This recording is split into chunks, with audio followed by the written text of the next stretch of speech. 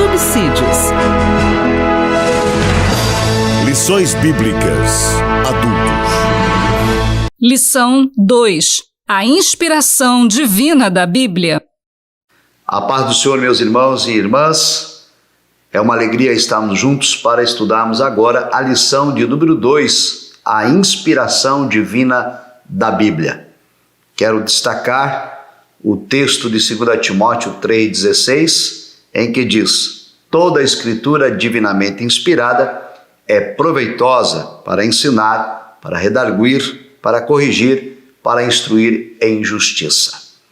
Quero também lembrar aos professores e superintendentes a importância desta lição em apresentar aos alunos conceitos que são de relevada e crucial importância para o entendimento da inspiração da Bíblia. Inspiração é conceitualmente a operação sobrenatural do Espírito Santo, que por meio de seus autores resultou na composição das Escrituras Sagradas, a única revelação escrita de Deus para a humanidade. E nesse pressuposto, a lição se divide em 3 pontos principais, como já é tradicional. Ponto 1, a doutrina da inspiração bíblica. Ponto 2, a inspiração divina e os autores da Bíblia. E o ponto 3, nós tratamos sobre o Espírito Santo e a Bíblia. Então, vamos ao ponto 1, a doutrina da inspiração bíblica.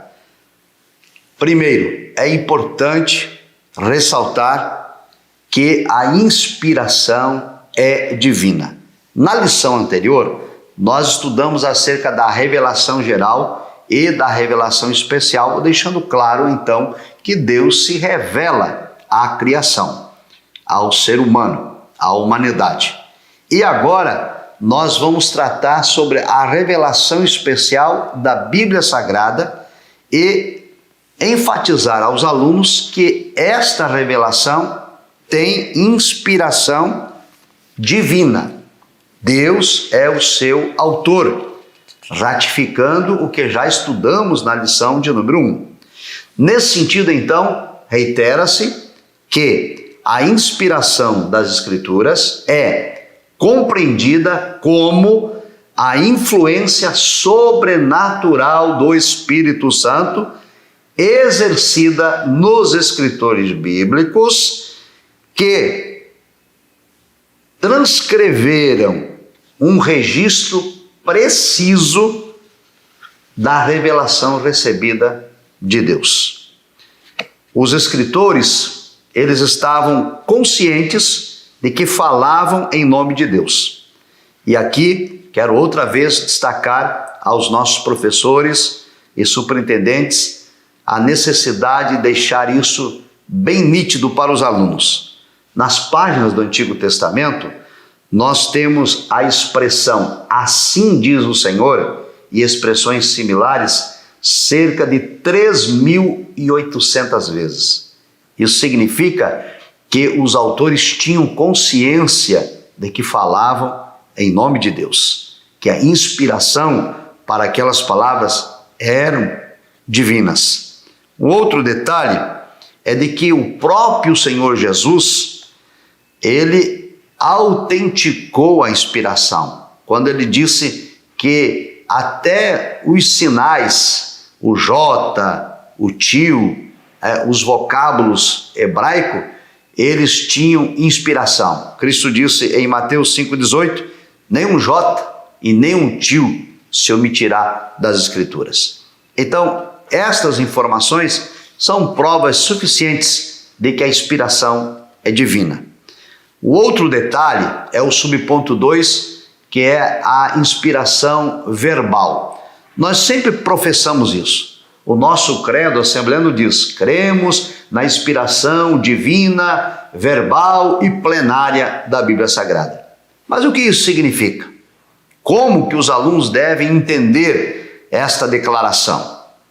Aqui na lição trazemos esses pontos. Primeiro, ela é verbal porque ela foi soprada por Deus. E aí apresentamos o texto de 2 Timóteo 3,16, onde temos a tradução do vocábulo grego theopneustos, que é composto de dois vocábulos, theos, que é Deus, e pneu, que é soprado. Então, literalmente significa que a Escritura foi soprada por Deus. Esta inspiração, então, verbal, significa que Deus soprou nos escritores aquilo que deveria ser escrito. Porém, aqui é preciso destacar aos alunos alguns pontos importantes que nós vamos refutar.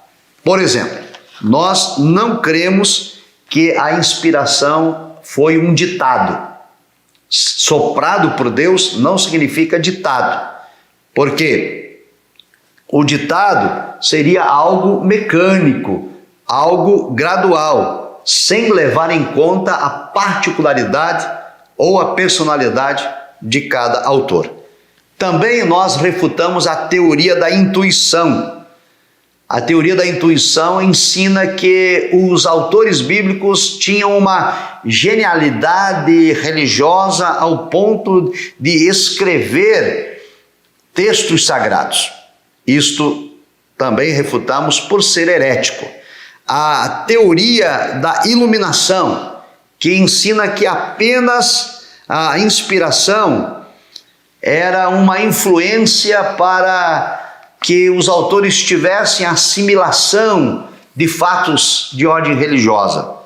E também refutamos a teoria da inspiração dinâmica, que ensina que Deus inspirou não os vocábulos, mas que Deus inspirou as ideias, os pensamentos. Essa teoria faz com que a razão humana seja intérprete divino. Desse modo, enfatizamos então que a inspiração verbal significa que ela foi soprada por Deus e que Deus inspirou nos autores não apenas as ideias, não apenas os pensamentos, mas também os vocábulos, de modo que aquilo que está escrito na palavra de Deus é exatamente aquilo que Deus queria revelar para a humanidade. É isto que nós conceituamos então como inspiração verbal. A inspiração também é plenária. Significa dizer que ela é total e ela é completa. Aqui é preciso enfatizar novamente o texto de Paulo de 2 Timóteo 3,16, quando ele diz: toda a Escritura divinamente inspirada. Não é parte da Escritura, nem parte de textos, mas a Escritura como um todo. Por isso se diz inspiração plenária. A inspiração total. Desse modo, não há nenhum texto que seja menos inspirado ou mais inspirado que o outro. Nesse sentido, não vamos ter nenhum texto que tenha maior ou menor autoridade, porque todos os textos são igualmente inspirados. A nossa declaração de fé diz o seguinte: cremos que a inspiração da Bíblia é especial e única, não existindo um livro mais inspirado e outro menos inspirado, tendo todos o mesmo grau de inspiração e de autoridade. Porém, é claro, importante destacar que a Bíblia é um livro imparcial. A Escritura registra muitos erros que foram cometidos. Por exemplo, Moisés foi impedido de entrar na Terra Prometida por conta da sua falha junto ao deserto. Também nós temos o registro das mentiras que foram ditas por Abraão e por Isaque. No entanto, nenhuma falha desses autores humanos vai desacreditar a inspiração divina.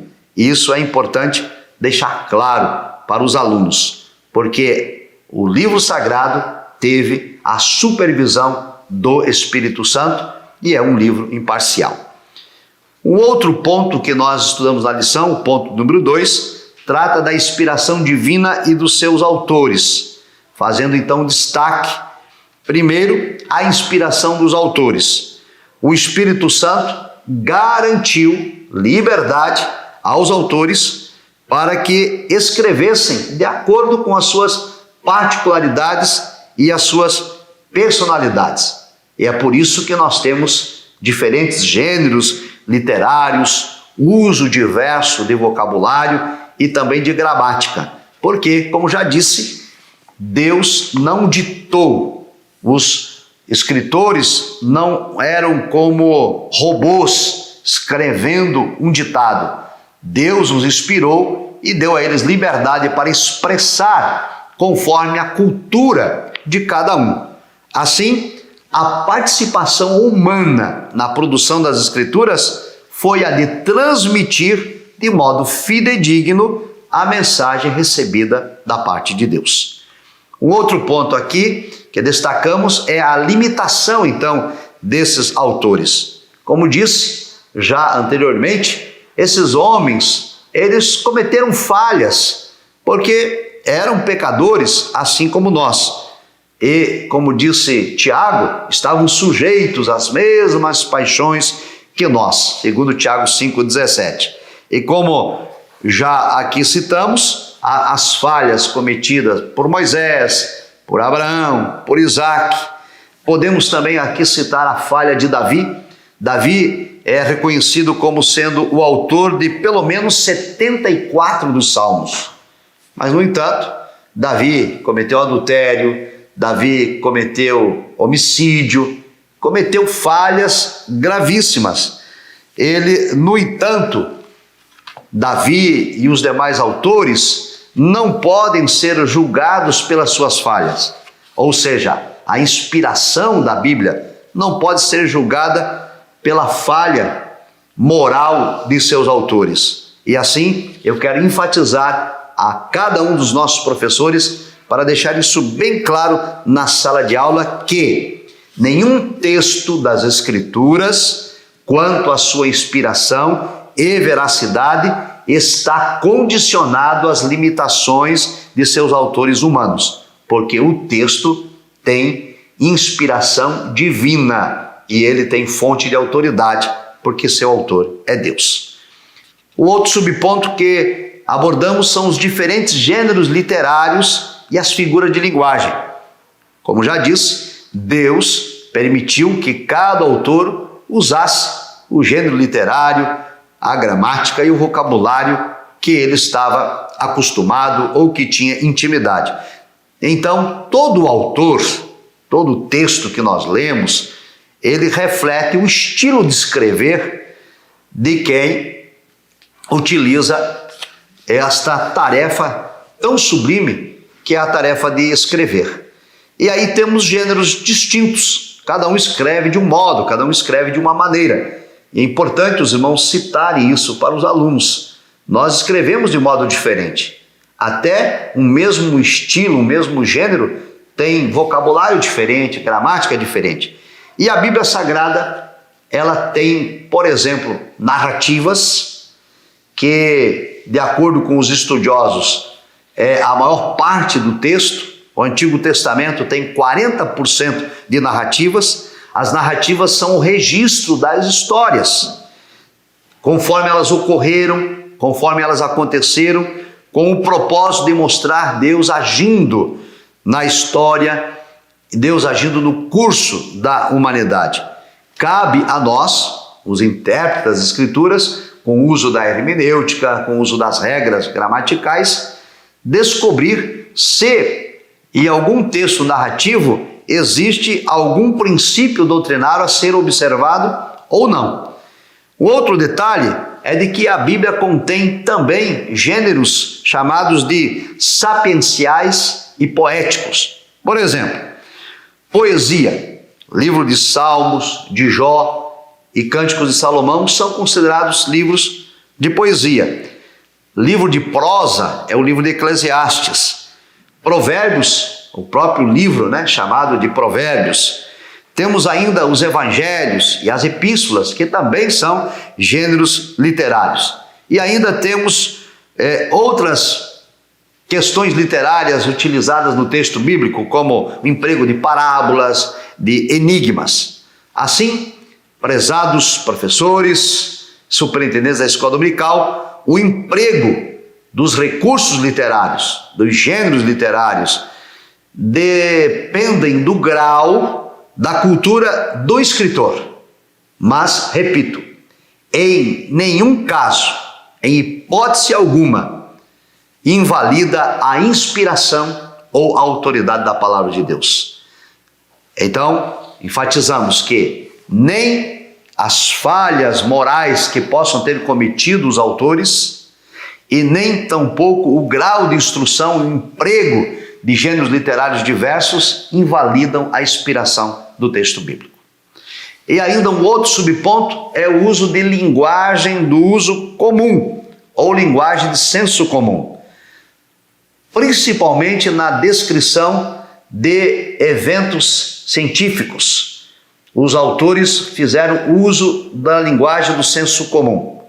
Um exemplo muito clássico que os professores podem usar em sala de aula é o emprego de expressões como o sol nasceu, o sol se pôs ou do sol parou. Nós sabemos que o sol não para, o sol não se põe e também o sol não nasce. Porque a ciência já comprovou que a Terra, ela move em torno do seu eixo, chamado rotação, o que nos dá as 24 horas do dia. E também a Terra se movimenta ao redor do Sol, chamado de translação, que nos dá os 365 dias do ano e 6 horas. De modo então que o Sol está sempre parado. O Sol não nasce, não se põe e não para. E também ele não para porque está sempre parado. Mas então, como explicar essas expressões do texto bíblico? Por exemplo, na batalha dos israelitas contra Amaleque, o texto bíblico registra que Arão e Hur sustentaram as mãos de Moisés até que o sol se pôs. Também, ao descrever a batalha contra os amorreus, Josué descreveu que o sol parou. O Evangelho de Marcos registra que as mulheres foram ao sepulcro no domingo de Páscoa ao nascer do sol. Ora, como já expliquei, a rotação e a translação da Terra já dizem que nenhuma dessas hipóteses é possível. Então, é importante agora dizer aos alunos que os autores sagrados usaram linguagem do senso comum. Trata-se de figura de pensamento, chamada de prosopopeia, ou de personificação, que é a ideia de dar vida ou personificar seres inanimados. Ou seja, em outras palavras, os autores procuravam ser entendidos pelos seus leitores, sem precisar fazer uso de linguagem científica. E até o dia de hoje, mesmo tendo conhecimento desses movimentos da Terra, aqui já citados, nós ainda continuamos a usar esse tipo de linguagem. Nós continuamos a dizer: o sol se pôs, o sol nasceu e assim por diante. Isso então não invalida a inspiração da palavra de Deus. E o terceiro ponto dessa lição trata sobre o Espírito Santo e a Bíblia. Primeiro, abordando a inspiração do Antigo Testamento. Aqui é importante, outra vez, ressaltar de maneira categórica que a Bíblia Sagrada é divinamente inspirada. E eu trago então aos professores alguns subsídios bíblicos, como por exemplo o texto de Juízes capítulo 3 e o verso 4, quando se diz que os mandamentos de Moisés são mandamentos do Senhor, portanto, inspirados divinamente. Esdras reconhece que os livros de Jeremias, Ageu e Zacarias são palavra de Deus. Você pode consultar com os alunos em Esdras capítulo 1, verso 1, capítulo 5, verso 1. E a respeito da inspiração da lei de Moisés e dos profetas, Zacarias ensinou que esses escritos de Moisés e dos profetas eram as palavras do Senhor dos Exércitos que enviara pelo seu Espírito. O irmão pode, e a irmã, professor e professora, consultar Zacarias 7,12 acerca dessa declaração. E o próprio Cristo mencionou que a lei de Moisés, os profetas e os salmos eram livros inspirados por Deus, conforme Lucas 24, 44. Portanto, a inspiração do Antigo Testamento é sobejamente comprovada nas Escrituras Sagradas. E eu trago aqui a importante declaração para os irmãos de que a autoridade das Escrituras, portanto, não é derivada dos homens, mas ela é derivada do seu autor, que é Deus. Tratamos também da inspiração do Novo Testamento. O Novo Testamento ele tem dois pressupostos básicos que autenticam a sua inspiração. Primeiro, a promessa de Cristo de enviar o Espírito Santo, que se cumpriu cabalmente. E a segunda são os próprios escritos bíblicos que vindicam esse cumprimento da promessa que Cristo fez do envio do Espírito Santo. E, além disso, nós temos, por exemplo, os próprios autores reivindicando a autoridade divina de seus escritos. Paulo, por exemplo, declara que suas escritas são palavras de Deus. Aos Romanos, ele diz que está ministrando o Evangelho de Deus. Romanos 15, 16. Aos Coríntios, Paulo ratifica que as coisas que ele escreve são mandamentos do Senhor. 1 Coríntios 14, 37. O apóstolo Pedro também reconhece a autoridade divina nos escritos paulinos e os classifica como escrituras. E pode consultar isso com os alunos em 2 de Pedro 3,16.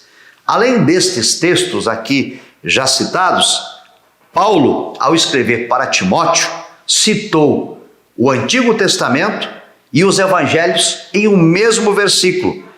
Eu vou aqui citá-lo para os professores. 1 Timóteo 5,18, Paulo escreveu: não ligarás a boca ao boi que debulha, e digno é o obreiro de seu salário. Aqui são duas citações distintas ao mesmo tempo. A primeira citação é a reprodução do texto de Deuteronômio 25:4. Não atarás a boca ao boi quando trilhar. E a segunda citação é uma referência ao ensino de Jesus, registrado nos Evangelhos. Digno é o obreiro de seu salário, ou digno é o obreiro do seu alimento, conforme Lucas 10:7 e Mateus 10:10. Desse modo, nessa direção, os textos apontam para a ação do Espírito Santo nos escritos tanto do Antigo quanto do Novo Testamento, dando-nos assim a autenticidade da inspiração divina da Bíblia Sagrada. Por fim, temos o subponto 3, a obra da regeneração e a iluminação.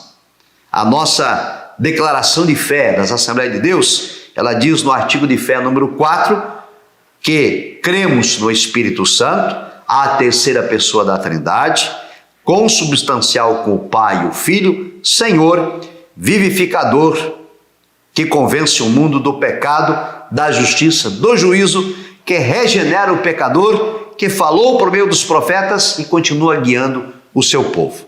Desse modo, o Espírito Santo atua no processo da salvação e produz a fé regeneradora. A Bíblia afirma que a fé antecede a regeneração e assegura que a fé vem pelo ouvir da palavra de Deus.